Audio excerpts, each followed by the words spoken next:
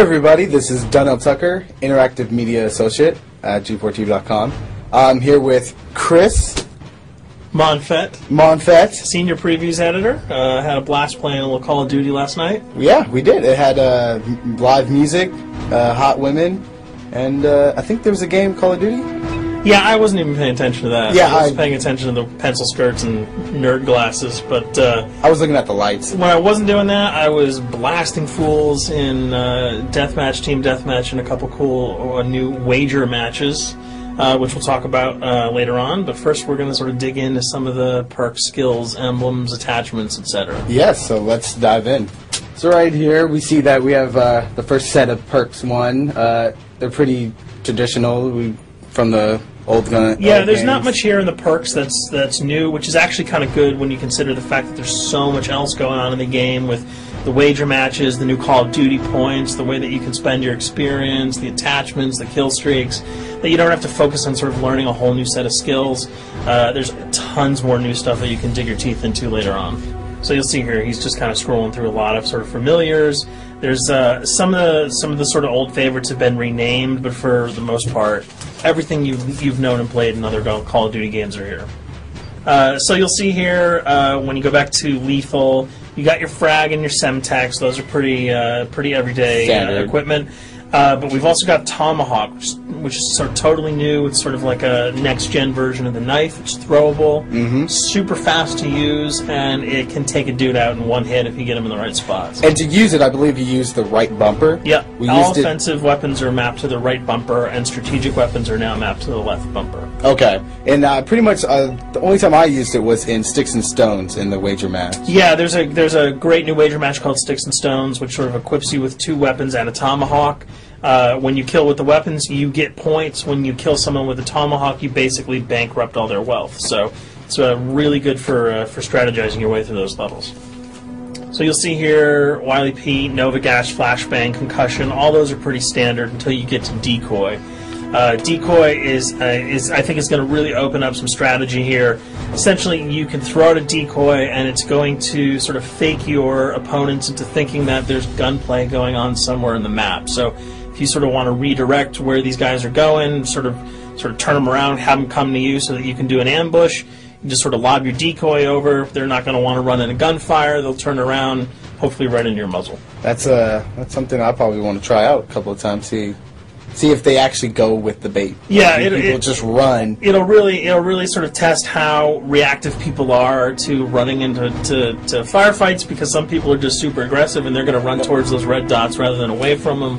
And it'll really sort of test your ability to be strategic about when and where you use them.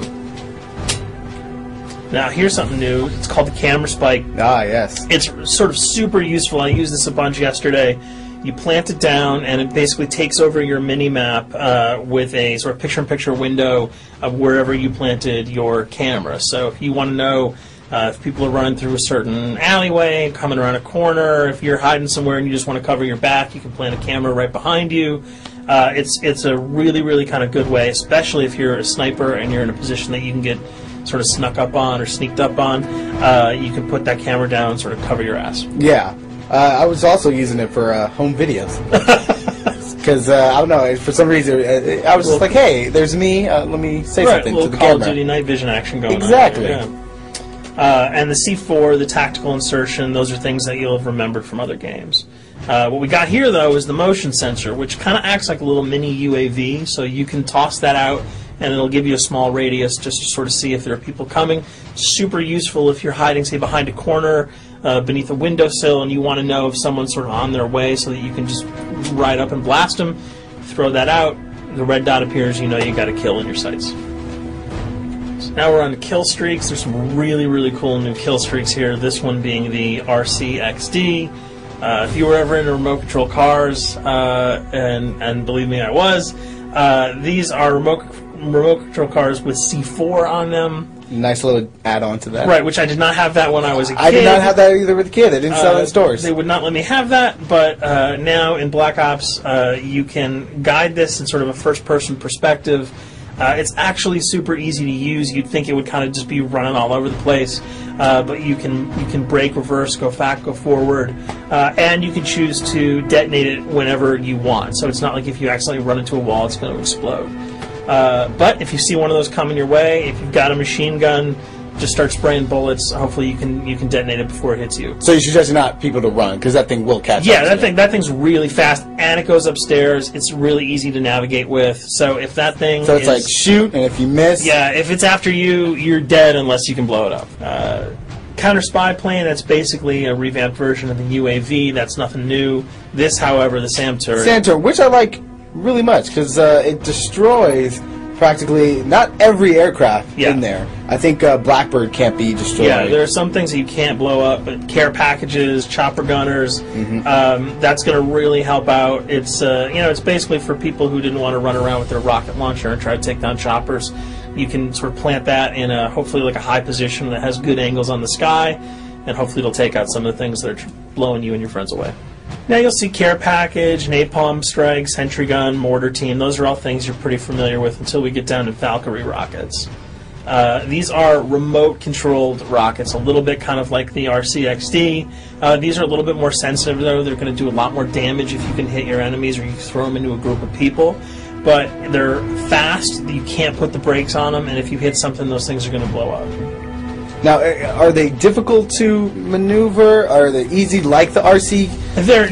They're more difficult to maneuver because they're constantly moving forward, so you can't hit the brakes, you can't redirect, and if you, say, accidentally hit a wall, there's no turning around. That thing is going to explode. So this is one thing.